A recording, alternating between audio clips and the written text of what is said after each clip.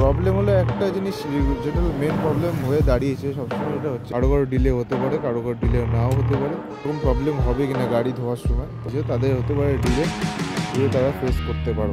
ঠিক দেখতে পাচ্ছ 1473 কিলোমিটার টোটাল গাড়ি চলেছে। ট্রিপ আমি কমপ্লিট করে আসলাম, টোটাল 6 কি 7 কিলোমিটার চালিয়েছিলাম। পার্ক মোডে আছে। এটা ব্লুটুথের একটা মেন প্রবলেম, যেটা আগে কি ভিডিওতে আমি বলবো। একটা প্রবলেম, ব্লুটুথের একটা প্রবলেম আছে। আর এখন 88% চার্জ ছিল, 100% চার্জ ছিল, বাট এখন 88% চার্জ। ঠিক আছে, ওকে। তো প্রথমে হলো বাইং এক্সপিরিয়েন্স বলি। ওলা S1 X প্লাসে ডেলিভারি কারো কারো ডিলে হতে পারে, সেটা লোকেশন ওয়াইজ। কারো কারো ডিলে হতে পারে, কারো কারো ডিলে নাও হতে পারে। যারা কলকাতার দিকে থাকো তাদের হয়তো ডিলে নাও হতে পারে, নাও হতে পারে। কিন্তু যারা ধরো ইয়ের দিকে আছো বা কলকাতা থেকে একটু ভেতরের দিকে আছো, তাদের হতে পারে ডিলে তারা ফেস করতে পারো।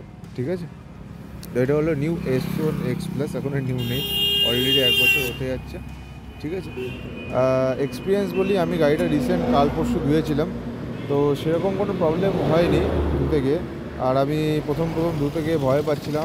আমি জিজ্ঞাসা করে দিয়েছিলাম এক্সপিরিয়েন্স সেন্টারে, বারাসাত এক্সপিরিয়েন্স সেন্টারে, যে কোনো রকম প্রবলেম হবে কি না গাড়ি ধোয়ার সময়। তো বললো না, ঠিক আছে, নর্মাল যেরকমভাবে গাড়ি ধোন, কিন্তু ওয়াটার প্রেশার দেওয়া যাবে না গাড়িতে। নর্মাল যে ওয়াটারে যেমন আমরা দিই সেরকম প্রেশার দিয়ে গাড়ি ধুতে পারবে, এছাড়া আর কোনো রকম প্রেশার দেওয়া যাবে না গাড়িতে।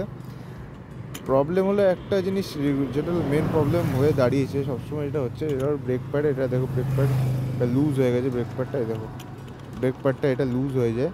এটা সময়ের সাথে সাথে ব্রেক প্যাডটা ঠিক করতে হয়। প্লাস এই পাশের যে ইয়েটা আছে, এটাও লুজ হয়ে যায়। তো এটা, হ্যাঁ, এটা লুজ হয়ে যায়, তাই না? আর বাকি যারা ইএমআই করতে যাচ্ছ, ইএমআই গাড়ি নিতে পারো, অথবা যারা ফুল পেমেন্ট করতে যাচ্ছ ফুল পেমেন্টও নিতে পারো। দুরকমই অপশান অ্যাভেলেবেল আছে। আর বাকি এই সুইচগুলোতে কোনো সমস্যা নেই। এই দুটো মেন প্রবলেম দাঁড়িয়েছে। আর যেটা একটা জিনিস, মেন জিনিস দেখলাম, আমি একবার দেখাচ্ছি গাড়িটা একটু ডিকি খুলে। আচ্ছা, ব্লুটুথের মেন প্রবলেমটা এটা দাঁড়িয়েছে, ব্লুটুথের প্রবলেম হচ্ছে। তার মধ্যে ডিকিও দেখতে পাচ্ছি, এইগুলো দেখছি, আর হালকা একটু ডিকি নড়ছে। এইগুলো একটু ঢিলা হয়ে যাচ্ছে হালকা হালকা, এগুলো হালকা হালকা ঢিলা হয়ে যাচ্ছে। এটা সে এগুলো ঢিলা হয়ে যাচ্ছে। ঠিক আছে, এই মেন প্রবলেমগুলো যাচ্ছে। এছাড়া গাড়ি ধুতে কোনো রকম সমস্যা হয়নি। এরকম ডেড হয়ে এখন অবধি 1473 কিলোমিটার চালানোর পরে এখন অবধি কোনো ডেড হয়ে যায়নি গাড়ি। এটা আপাতত ভালো জিনিস যে গাড়ি এখনও ডেড হয়নি। S1 X নিতে চাও তারা আমাকে একবার জানিও, আমি রেফার করে দেবো, কোনো রকম প্রবলেম হবে না। বাট আমি বলবো টেস্ট ড্রাইভ নেওয়ার পরেই তুমি গাড়ি নাও, কারণ ওইভাবে বুকিং করে তুমি কিছু বুঝতে পারবে না যে কোন গাড়ি কেমন বেরোবে। অনেক কিছু ফিচার্স যেগুলো গাড়িতে দিচ্ছে আমরা যেমন জানতে পারছি না। সামনের ডিআরএলটা, একবার ডিআরএলটা আমি দেখাচ্ছি। এই সামনের ডিআরএলটা জলে, কিন্তু ওরা এখন কিছু বলেনি। ডিআরএলটা একটা ভিডিওতে আমি দেখেছি, ভিডিও ক্লিপটা বসে দেবে, ডিআরএলটা জলে। ঠিক আছে, রিসেন্টলি আমি দেখছি অনেকে ভয় পাচ্ছে S1 X প্লাস নিতে, কারণ এটার নাকি একটা স্পিড লিমিট আছে। এবার বলে দিই, এটাতে দেখতে হচ্ছে 88%-এ কত কিলোমিটার রেঞ্জ দেখাচ্ছে, 88 কিলোমিটার। আমি যদি 88 কিলোমিটার নাও ধরি, 70 কিলোমিটার তো আরামসে চলে যাবে। আমি কম করে ধরলাম, ঠিক আছে। আর এটাতে এখন পার্ক মোডে আছে, আমি এটাকে একবার নর্মালে করছি, ব্রেক প্রেস করতে হবে। এটা নর্মালে চলে গেছে, দেখতে পাচ্ছ নর্মালে রেঞ্জও সেম।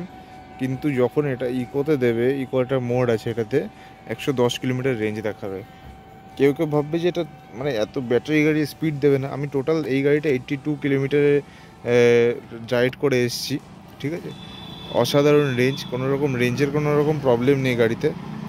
ঠিক আছে, তো যারা এটা নিতে চাও S1 X প্লাস, ইভি ভেবো না যে ব্যাটারি একেবারে খারাপ। ঠিক আছে, তারা S1 X প্লাসের দিকে যেতে পারো। আর যারা 4 কিলোওয়াট 3 কিলোওয়াট নিতে চাও, তারা 3 কিলোওয়াট 4 কিলোওয়াট নিতে পারো।